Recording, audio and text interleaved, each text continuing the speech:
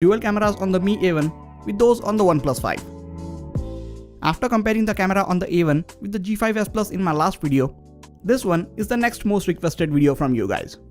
While both these devices look very similar, keep in mind that the Mi A1 comes at Rs 15,000, which means it costs less than half as much as the OnePlus 5. So it will be really interesting to see if the dual cameras on the OnePlus 5 can hold up their price. Now before we get started, make sure to hit the subscribe button so you don't miss out on any of the amazing videos coming up on this channel. Let us quickly get the specifications out of the way. Mi A1 packs in dual 12 megapixel cameras with face detect autofocus and dual tone flash.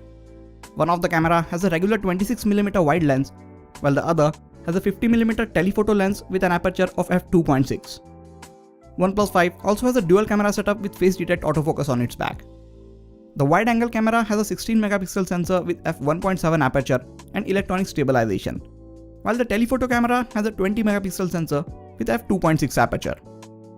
At front, Mi A1 has a 5 megapixel camera with f2.2 aperture, while the OnePlus 5 has a mammoth 16 megapixel camera with f2.2 aperture.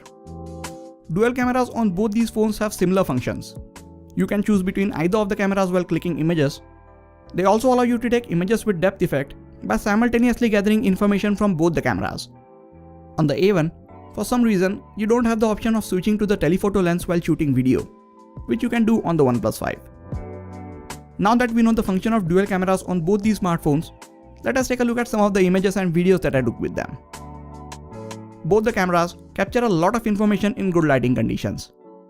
The 16 megapixel sensor on the OnePlus 5 captures more details and sharper images, but the performance of the Mi A1 is also good. Colors from the OnePlus 5 are a bit vibrant, and it also has a better dynamic range of the two. Here we have a similar shot from the wide lens of both these phones, and now the same shot from the telephoto lens. Image from the OnePlus 5 is slightly more detailed, but you won't notice it if you don't zoom into these images. Close-up shots from the OnePlus 5 look better thanks to the wide f1.7 aperture. You can see the background being blurred out very nicely. Thanks to the telephoto lens, you can also take shots with depth effect like this. No camera is perfect, and both struggle when there are objects with many edges. But the OnePlus seems to be doing a better job of the two, which was expected.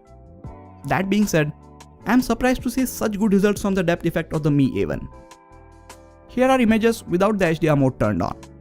And now, the same image with the HDR mode turned on.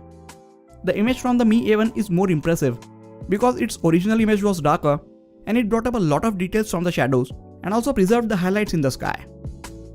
Until now, we saw that the images from the OnePlus 5 are clearly better, but the Mi A1 is also holding up very well in this competition.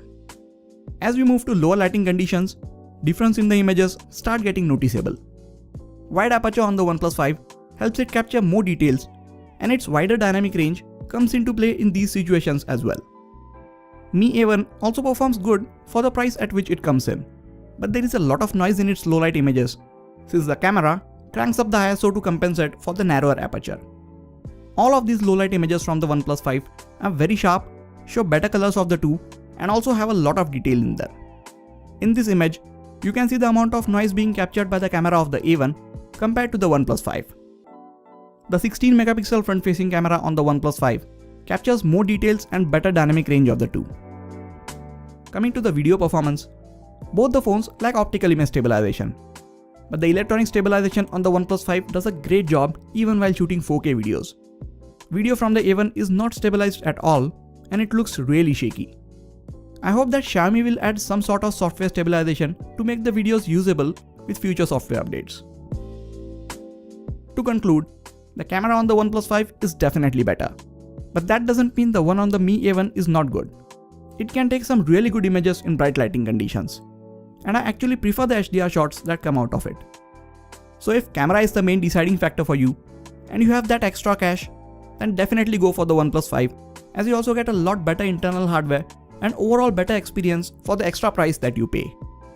But if you only have 15,000 rupees, you can go with the Mi A1 as you still get a good camera at this price point.